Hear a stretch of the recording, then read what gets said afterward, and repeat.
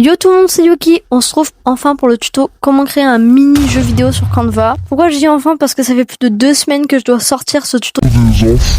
C'était impossible avec CapCut qui faisait que cracher et mon téléphone qui est complètement buggé. Faut vraiment que je change, il est en fin de vie là. Bon, bien sûr c'est un petit jeu vidéo parce que sur Canva on peut faire que des jeux vidéo à choix et c'est vraiment juste pour s'amuser. Vous pouvez pas coder un vrai jeu vidéo genre un truc de dingue. Voilà, mais bref, je peux enfin vous faire le petit tuto.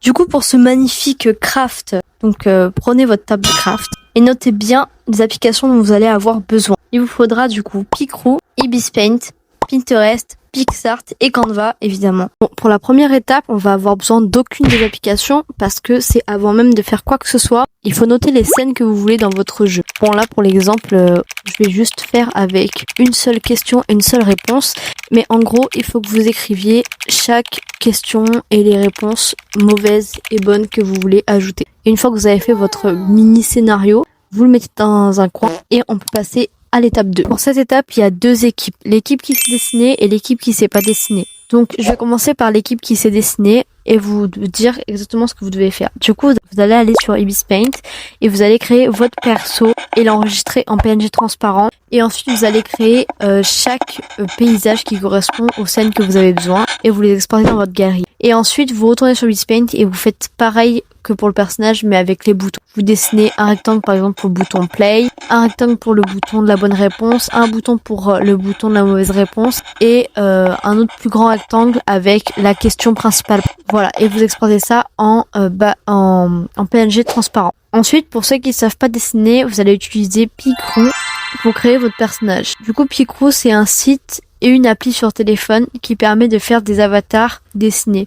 Il y a plein de styles différents et c'est hyper rapide et pas besoin de savoir dessiner. Voilà. Ensuite, pour les décors et pour les formes de boutons, vous allez utiliser Pinterest. Donc c'est pareil, vous cherchez des formes pour faire des boutons et des fonds d'écran qui vous plaisent. Vous pouvez taper background et chercher les mêmes fonds d'écran qu'on peut utiliser par exemple pour les vidéos gacha pour ceux qui en font.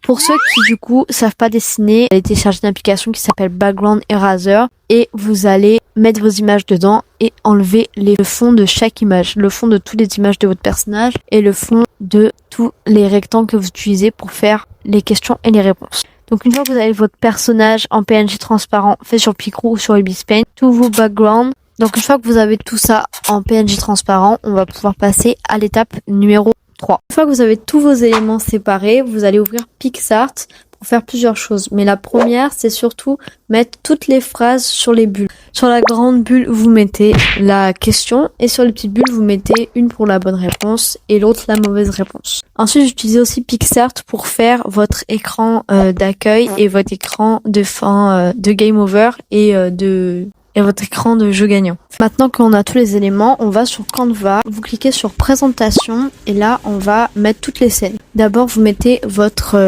écran d'accueil que vous avez créé juste avant et vous rajoutez le bouton play en superposition. Ensuite pour la deuxième scène, la scène de dialogue, vous faites pareil, vous ajoutez votre personnage, votre fond, puis votre personnage en superposition ainsi que du coup la question et les réponses. Vous pouvez leur rajouter des animations si vous voulez. Et ensuite, bon là pour l'exemple j'en mets qu'une seule, mais vous mettez votre fin ou vos fins. Voilà. Vous retournez sur l'écran d'accueil et vous sélectionnez le bouton play que vous avez créé. Vous allez dans plus de choix et vous cliquez sur lien. Et là vous allez mettre en lien la diapositive numéro 2. Ensuite vous allez sur la diapositive numéro 2 et vous cliquez sur du coup les réponses. Et c'est pareil, vous allez dans le lien et vous cliquez le lien vers laquelle diapo ça devra aller une fois qu'on clique sur cette réponse. Une fois que vous avez terminé votre jeu, pour y jouer, il vous suffit de cliquer sur le petit bouton en haut qui va vous afficher la diapositive en grand écran et là vous pourrez tester si tout fonctionne. Si tout fonctionne, vous pouvez appuyer sur le bouton exporter et vous faites l'exportation qui vous est suggérée, donc en lien. Moi personnellement, en général, je copie le lien dans mes notes, comme ça je peux aller y jouer. Et maintenant avec ce lien, vous pouvez accéder à votre jeu quand vous voulez et juste en cliquant sur le lien, vous pourrez jouer à votre jeu. Donc le tuto est fini, j'espère que ça vous a aidé. J'ai essayé de le faire au mieux, mais vu que c'est le premier tuto que je fais, il est peut-être un peu fait à l'arrache. J'espère que vous avez quand même compris tout ce qu'il y avait à faire et je vous ai bien expliqué. N'hésitez pas à me dire dans les commentaires si vous n'avez pas compris, je vous répondrai au maximum. Et comme d'habitude, n'hésitez pas à commenter, liker, partager la vidéo et à vous abonner. Et d'ailleurs, un gros merci parce que on a atteint les 1000 abonnés. Je ferai une vidéo en particulier sur ça plus tard. Mais je voulais quand même vous remercier là maintenant. Voilà, merci énormément.